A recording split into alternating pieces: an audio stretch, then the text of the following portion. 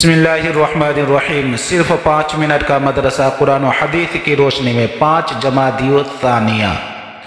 Number 1, इस्लामी तारीख। Room के बादशाह हिरक़ल के नाम दावती ख़त। रसूलुल्लाह सल्लल्लाहु अलैहि वसल्लम ने हज़रत दहिया कल्बी रज़ियल्लाहु ताला अन्हु के हाथ रूम के बादशाह हिरक़ल के नाम दावती ख़त भेजा, जिसका मज़मून ये था, बिस्मिल्लाहिर्रहमानिर्रहीम। ये ख़त अल्लाह के रसूल मोहम्मद सल्लल्लाहु अलैहि वसल्लम की तरफ से रूम के बड़े बादशाह हिरक़ल के नाम है। जो हिदायत की इत्तिबा करे उस पर सलामती हो। मैं तुम्हें दीन इस्लाम की तरफ बुलाता हूँ, इस्लाम कबूल कर लो, सलामत रहोगे। अल्लाह ताला तुमको 2 गुना अजर अता फरमाएगा, और अगर तुमने नहीं माना तो तमाम रिआया के इस्लाम ना लाने का गुनाह भी तुम पर होगा।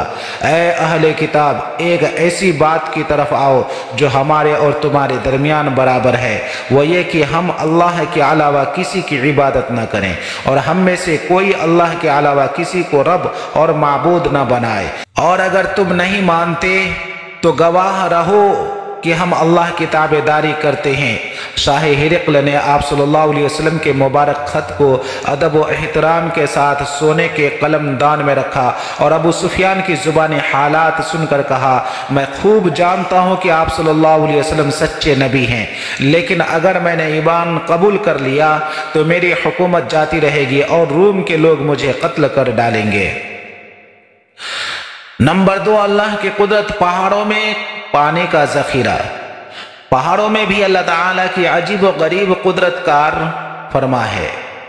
जब बारिश होती है तो पहाड़ों में पानी के ज़ख़ीरे जमा हो जाते हैं, फिर थोड़ा थोड़ा करके चश्मों नहरों की शक्ल में पानी बहता है। इस तरह ज़मीन के दूर दराज के मकामात तक को सैराब करता है।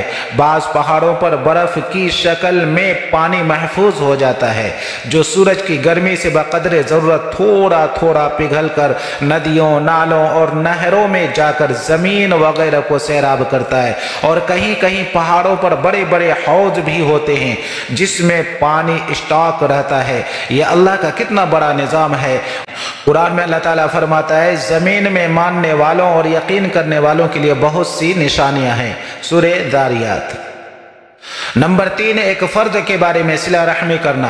कुरान में अल्लाह ताला फरमाता है, जो लोग अल्लाह के आहद को तोड़ते हैं उसको मजबूत कर लेने के बाद, और उन ताल्लुकात को तोड़ते हैं जिनके जोड़ने का अल्लाह ताला ने हुक्म दिया है, और ज़मीन में फसाद मचाते हैं, यही लोग नुकसान उठाने वाले हैं। सूरे बकरा।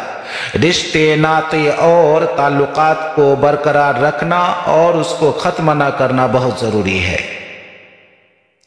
नंबर 4, एक सुन्नत के बारे में, जुमा के लिए खास लिबास पहनना। हज़रत आयशा रज़ियल्लाहु ताला अन्हा बयान करती हैं कि रसूलुल्लाह सल्लल्लाहु अलैहि वसल्लम के पास 2 कपड़े थे जिसे आप सल्लल्लाहु अलैहि वसल्लम जुमा के दिन पहनते थे, फिर जब वापस तशरीफ़ लाते तो उसे लपेट कर रख देते। अल-मुतालिबुल आलिया।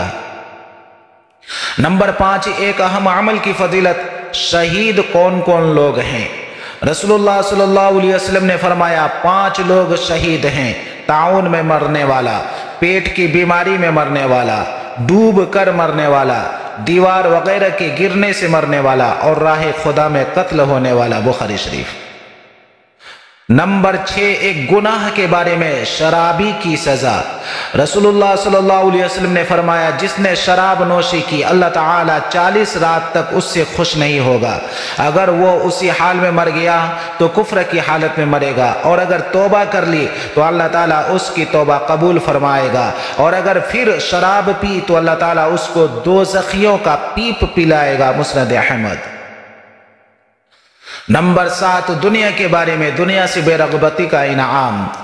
रसूलुल्लाह सल्लल्लाहु अलैहि वसल्लम ने फरमाया, जो शख्स दुनिया में रग़बत करेगा और उसमें लंबी लंबी उम्मीदें बांधेगा, अल्लाह ताला उसके दिल को दुनिया में रग़बत के हिसाब से अंधा करेगा।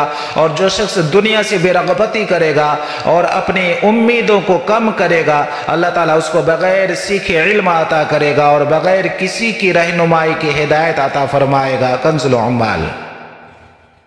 नंबर 8, आखिरत के बारे में, ईमान वालों का ठिकाना।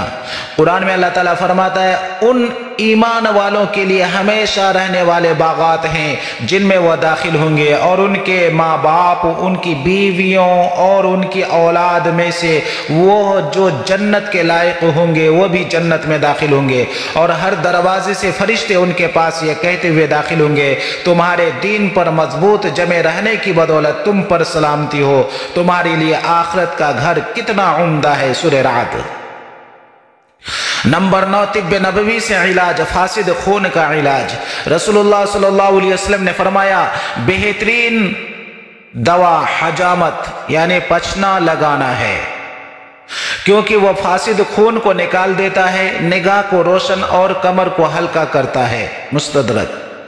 نمبر 10، قرآن کی نصیحت۔ قرآن میں اللہ تعالیٰ فرماتا ہے مانگنے والے کو نرمی سے جواب دینا اور اس کو معاف کر دینا اس صدقے اور خیرات سے بہتر ہے جس کے بعد تکلیف پہنچائی جائے۔ اللہ تعالیٰ بڑا بے نیاز اور غیرت مند ہے۔ سورہ بقرہ۔